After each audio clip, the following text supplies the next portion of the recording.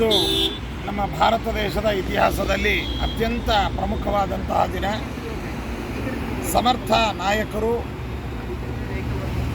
ಮತ್ತು ಹಿಂದೂ ಧರ್ಮದ ಮುಖಂಡರು ಆದಂತಹ, ಸಂರಕ್ಷಕರು ಆದಂತಹ ನರೇಂದ್ರ ಮೋದಿಜಿಯವರು 3ನೇ ಬಾರಿ ನಮ್ಮ ದೇಶದ ಪ್ರಧಾನಿಗಳಾಗಿ ಪದಗ್ರಹಣ ಮಾಡ್ತಕ್ಕಂಥದ್ದು ಮತ್ತು ಅವರ ಮಂತ್ರಿಮಂಡಲದಲ್ಲಿ ಅನೇಕ ಅನುಭವಿಗಳು, ವಿವಿಧ ರಾಜ್ಯಗಳ ಭೂತಪೂರ್ವ CMಗಳು ಕೇಂದ್ರ ಮಂತ್ರಿಗಳಾಗಿ ಸ್ಥಾನವನ್ನು ಅಲಂಕರಿಸ್ತಾ ಇರತಕ್ಕಂಥದ್ದು, ಉತ್ತಮವಾದಂತಹ ಆಡಳಿತ, ಅಭಿವೃದ್ಧಿ, ದೇಶದ ಭದ್ರತೆ ಮತ್ತು ದೇಶದ ಸರ್ವೋನ್ನತೆಯನ್ನು ಅವರ ಕಾಲದಲ್ಲಿ ಮತ್ತೊಮ್ಮೆ ನಾವು ಕಾಣುವಂತಹ ಭರವಸೆ ನಮ್ಮದಾಗಿದೆ. ಇಂತಹ ನರೇಂದ್ರ ಮೋದಿಜಿಯವರಿಗೆ, ಅದೇ ರೀತಿಯಾಗಿ ಎಲ್ಲ ಮಂತ್ರಿಮಂಡಲಕ್ಕೆ ಭಗವಂತ ವಿಶೇಷವಾದ ಆಯುರಾರೋಗ್ಯಗಳನ್ನು ನೀಡಿ ಎಲ್ಲ ರೀತಿಯಾದ ಶಕ್ತಿ ಸಾಮರ್ಥ್ಯಗಳನ್ನು ನೀಡಿ ನಮ್ಮ ದೇಶವನ್ನು ಮುನ್ನಡೆಸಲಿ ಎಂಬುದಾಗಿ ನಾವು ಶುಭಾರೈಕೆಯನ್ನು ನೀಡ್ತಾ ಇದ್ದೇವೆ.